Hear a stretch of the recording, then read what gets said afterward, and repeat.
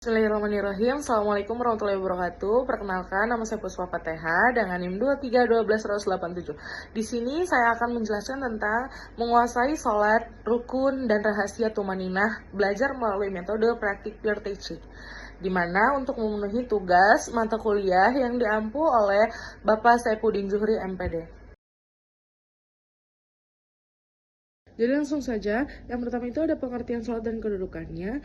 Itu tuh secara bahasa berasal dari bahasa Arab yang bermakna doa atau permohonan kebaikan kepada Tuhan Yang Maha Esa. Adapun secara istilah syariat, sholat itu didefinisikan sebagai ibadah yang terdiri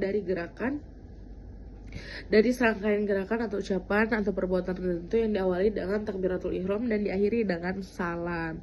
Terus dalam kedudukannya, sholat itu merupakan rukun Islam kedua sekaligus yang penyangga bagi umat muslim. Terus membedakan antara mana yang muslim, mana yang non muslim. Sholat 5 waktu itu hukumnya fardu ain, berarti wajib dilaksanakan setiap harinya 5 kali dalam sehari oleh umat muslim. Yang selanjutnya itu ada syarat dan rukun sholat. Syarat sah sholat yang pertama itu beragama Islam, yang kedua itu berakal, terus yang ketiga itu ada suci dari hadas besar dan hadas kecil, suci dari pakaian, badan dan tempat, terus menutup aurat, terus masuk waktu sholat, menghadap kiblat, dan mengetahui rukun sholat. Yang selanjutnya itu ada rukun sholat. Yang pertama udah pasti niat dulu. Terus yang kedua itu berdiri bagi yang mampu. Jadi Islam itu tidak memberatkan kepada hambanya. Kayak misalkan kalau misalkan orang itu nggak bisa berdiri, bisa sholat dengan cara duduk atau berbaring. Terus takbiratul ihram, terus membaca surat Al-Fatihah itu wajib. Ruku dengan tumaninah, iktidal dengan tumaninah, terus sujud 2 kali dengan tumaninah. Terus dia duduk di antara 2 sujud dengan tumaninah, duduk tasyahud akhir, membaca bacaan tasyahud akhir, membaca sholawat Nabi, mengucap salam yang pertama, terus tartib. Dan selanjutnya ada simbol makna di balik gerakan sholat. Contohnya itu kayak takbiratul ihram, saat mengangkat tangan dan berucap Allahu Akbar, seseorang secara simbolis menyatakan bahwa dunia dan segala isinya itu menjadi kecil dan tidak berarti di hadapan kebesaran Allah Subhanahu wa taala. Itu ada tanda-tanda memasuki zona suci di mana hanya ada hamba dan Tuhannya.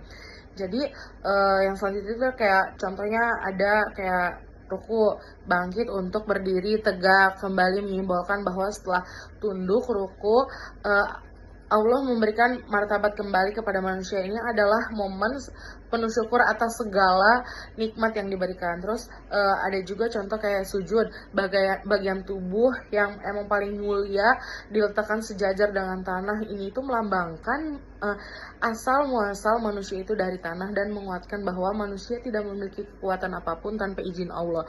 Secara spiritual, sujud adalah posisi di mana hamba itu merasa paling dekat dengan Tuhannya. Jadi di setiap gerakan, di setiap gerakan sholat itu pasti ada makna. Yang selanjutnya itu ada kunci kehusuan tumaninah, di mana tumaninah dan khusyuk itu 2 pilar yang emang menyempurnakan sholat dan ibadah kita, di mana keduanya itu bekerja dalam harmoni antara raga dan jiwanya. Kayak tumaninah itu berperan sebagai jangkar fisik yang emang memberikan jeda tenang di setiap gerakan, memastikan tubuh tidak tergesa-gesa dalam melaksanakan ibadah, hingga rukunnya itu yang dilakukan dengan sempurna. Terus kayak ketenangan fisik ini kemudian menjadi pintu masuk bagi kehusuan menghadap Sang Pencipta. Kayak itu hadirnya hati dan pikiran yang tenang sepenuhnya, sadar bahwa ia sedang menghadap Sang Penciptanya. Jadi tanpa tumaninah, sholat itu hanya akan menjadi gerakan tanpa makna.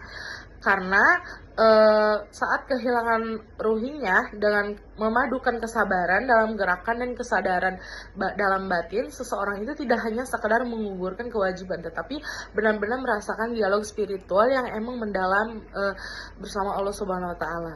Jadi selanjutnya itu ada prioritas utama sholat. Dalam memahami prioritas ibadah, sholat fardu itu merupakan fondasi utama yang wajib ditegakkan karena kedudukannya itu sebagai hutang hamba kepada sang penciptanya yang tidak boleh ditinggalkan dalam kondisi apapun. Sementara itu, sholat sunnah itu hadir untuk menyempurnakan dan penambahan kekurangan yang mungkin terjadi selama kita sholat fardu. Oleh karena itu, prinsip utama yang dapat dalam mengerjakan adalah mendahulukan yang wajib, udah gitu baru yang sunnah gitu. Jangan sampai kesibukan mengejar keutamaan sunnah justru membuat kita lalai atau kehilangan waktu utama dalam menunaikan kewajiban fardu. Dengan menundakan sholat fardu sebagai prioritas tertinggi dan menghiasi di sela-selanya dengan sholat sunnah, seorang muslim dapat membangun struktur ibadah yang kokoh sekaligus sangat indah. Nah, yang terakhir itu apa sih metode per-teaching? Nah, metode per-teaching ini adalah tutor sebaya, merupakan pendekatan pembelajaran yang emang sangat efektif karena mendepankan prinsip kerjasama atau kesetaraan antara sesama pembelajaran. Dengan memposisikan rekan sejawatnya sebagai pengajar, hambatan psikologis secara rasa canggung atau malu saat melakukan kesalahan dapat diminimalisir sehingga proses koreksi terhadap gerakan sholat maupun pelafalan bacaan menjadi lebih terbuka dan jujur. Selain itu, individu yang berperan sebagai pengajar dan mendapatkan pemahaman yang jauh lebih dalam karena mereka dipaksa untuk mengorganisir pengetahuan mereka secara sistematis untuk menyampaikan kepada orang lain.